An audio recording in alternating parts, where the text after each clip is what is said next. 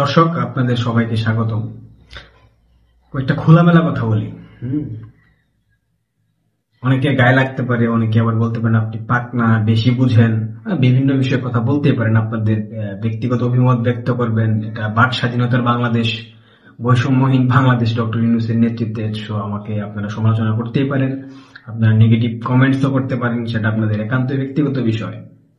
দেখেন, যখন এই কোটা আন্দোলনের প্রেক্ষিতে, কোটা সংস্কারের প্রেক্ষিতে যে আন্দোলন শুরু হয় ঢাকা বিশ্ববিদ্যালয়ের রাজু ভাস্কর্যে, তখন আমরা অনেকেই বলেছিলাম যে এটা একটা পূর্ব পরিকল্পিত একটা মেটিকুলাস ডিজাইন। আমরা তখন বুঝি নাই, কিন্তু তখন আমরা ধারণা করেছিলাম, আমাদের সন্দেহ হয়েছিল যে এটা একটা চক্রান্ত চলতেছে সরকারের বিরুদ্ধে। তো সেই সময় বিভিন্ন আমাদের যারা আশেপাশে ছিল, বন্ধু বান্ধব, সংবাদকর্মী, সহকর্মী, সহপাঠী এবং ছোট বড় জুনিয়র সিনিয়র অনেকে ছিলেন, তারা আমাদেরকে বলেছেন তোমরা সবকিছুতেই কেন সরকার বিরোধী গন্ধ খুঁজে পাও। তখন আমাদের কথা কেউ পাত্তা দেয়নি, আমাদের কথা কেউ তেমন একটা গুরুত্ব দেয় নাই। কিন্তু পরবর্তীতে যখন প্রধানমন্ত্রী শেখ হাসিনা একটা মন্তব্য করেছিলেন যে রাজাকারের নাতিপুতি নিয়ে একটা বিষয় তিনি বলেছিলেন, আপনারা সেটা জানেন, ভিডিওটা তারপর একবার দেখেন। মুক্তিযোদ্ধার বিরুদ্ধে এত ক্ষোভ কেন? মুক্তিযোদ্ধাদের নাতিপুতিরাও পাবে না, তাহলে কি রাজাকারের নাতিপুতিরা পাবে? সেটা আমার প্রশ্ন, দেশবাসীর কাছে প্রশ্ন, যে রাজাকারের নাতিপুতিরা সবকিছু পাবে, মুক্তিযোদ্ধারা পাবে না। তো প্রধানমন্ত্রীর এই মন্তব্যের পর সেটাকে ভুলভাবে উপস্থাপন করা হয়েছিল, ভুল ব্যাখ্যা দেওয়া হয়েছিল। সেই ব্যাখ্যার কারণেই ঢাকা বিশ্ববিদ্যালয়ে সেই রাতে একদম তুমি কে আমি কে, রাজাকার রাজাকার স্লোগানে ঢাকা বিশ্ববিদ্যালয় চত্বর একদম প্রকম্পিত হয়ে গেল। এরপর দিন তারা রাজু ভাস্কর্যে প্রোগ্রাম করলো। এরপর ৭১ হলে ছাত্রলীগের ছেলে মেয়েদের উপর হামলা চালানো হলো। এটা মূলত সেধে ডেকে নিয়ে ছাত্রলীগকে সংঘর্ষের মধ্যে জড়ানো হয়েছিল সেই সময়। তো এগুলা বিষয় না, আমার কথার বিষয় হচ্ছে অনসে রাজাকার অলওয়েজ রাজাকার। কেউ যদি ভুল করে তাকে মাফ করে দেওয়া উচিত, কারণ ভুল মানুষই করে, মানুষ মাত্রই ভুল। কিন্তু কেউ যদি জেনে শুনে অসংখ্যবার সতর্ক করার পরেও ভুল করে, তাকে মাফ করাটা যায় যদিও, কিন্তু তাকে তার পূর্বের অবস্থান ফিরিয়ে দেওয়াটা নেহাত বোকামি। এই যে জুলাই অভ্যুত্থানে চিটিং বিপ্লবে যারা সমর্থন জুগিয়েছিল বাংলাদেশের বিভিন্ন পেশাজীবীর মানুষ, একদম মুচি, কৃষক, শ্রমিক, কুলি, দিনমজুর, রিক্সাওয়ালা, ভ্যানালা, অটো ড্রাইভার, সিএনজি ড্রাইভার, কবি, সাহিত্যিক, সাংস্কৃতিক কর্মী, বুদ্ধিজীবী, সুশীল, কলামিস্ট, সংবাদ মাধ্যম কর্মী, আমলা থেকে শুরু করে ব্যবসায়ী, প্রত্যেকটা শাখার মানুষ এই চিটিং বিপ্লবে এই শিবির তথাকথিত সমন্বয়কদের ফাঁদে পা দিয়েছিল। একটা মেটিকুলাস ডিজাইনের অংশে তারা পরিণত হয়েছিল। সেই ঐক্যমতের ভিত্তিতে যে অভ্যুত্থান সংগঠিত হয়েছে, চিটিং বিপ্লব সংগঠিত হয়েছে, যার ফলে শেখ হাসিনা সরকারের পতন হয়ে গিয়েছে। শেখ হাসিনা বারবার বলতেন যে আওয়ামী লীগ যখন বাংলাদেশের রাষ্ট্র ক্ষমতায় থাকবে না, তখন এই দেশটা পরিচালনা করবে জঙ্গিরা।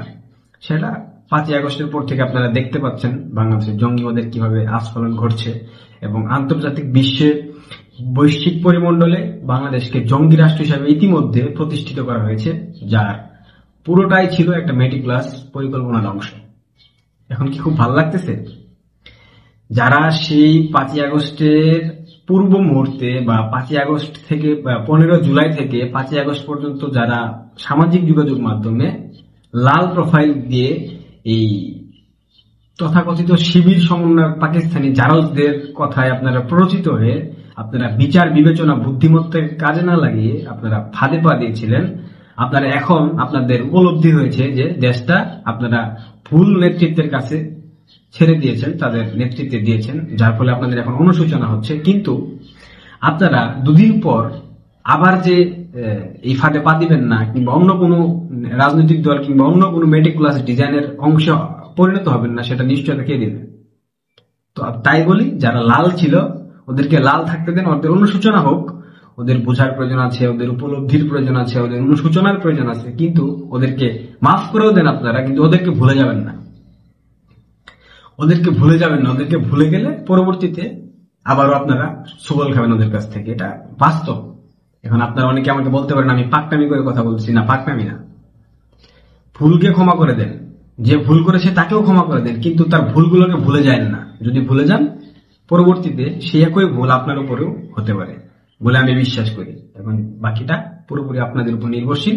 তবে আমি ব্যক্তিগতভাবে যে লাল প্রোফাইল ধারীদেরকে চিনি, তারা অনেকেই তাদের অনুশোচনা হয়েছে, তাদের উপলব্ধি হয়েছে, তারা সেটা স্বীকার করে নিয়েছে, কিন্তু আমি তাদেরকে মাফ করে দিয়েছি ব্যক্তিগতভাবে। কিন্তু তাদের সেই ভুলগুলোকে আমি ভুলতে পারবো না কখনোই। মনে হারিয়ে তাদেরকে আবার বুকে টেনে নেব, বিষয়টা এরকম না আমার কাছে। হ্যাঁ, স্বাভাবিক সম্পর্ক থাকবে, কথা হবে, দেখা হবে, গান হবে, কবিতা হবে, আড্ডা হবে, ছবি হবে, কিন্তু মনস্তাত্ত্বিক যে একটা সম্পর্ক তাদের সাথে আমার ছিল, কিংবা মনস্তাত্ত্বিক যে একটা মিল ছিল, সেটা কোনোদিন আর সম্ভব না। কারণ আমি মুক্তিযুদ্ধের চেতনায় বিশ্বাস করি, আমি স্বাধীনতার সপক্ষের শক্তি।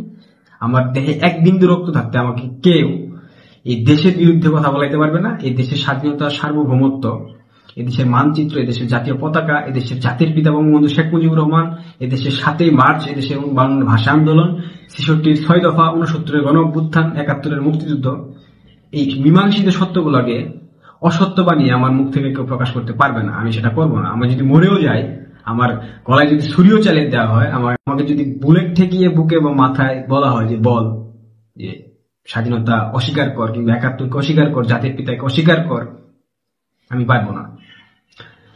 শেখ হাসিনা রাষ্ট্র পরিচালনায় অনেক ভুল থাকতে পারে, ভুল ভ্রান্তি নিয়ে মানুষের জীবন, এটা আমাদের দৈনন্দিন জীবনের একটা অংশ বিশেষ। তার মানে এই নয় বঙ্গবন্ধু কে ভুলে যেতে হবে, বঙ্গবন্ধুকে অস্বীকার করতে হবে। বঙ্গবন্ধুকে অস্বীকার করা মানে স্বাধীন বাংলাদেশ নামক রাষ্ট্রকে অস্বীকার করা।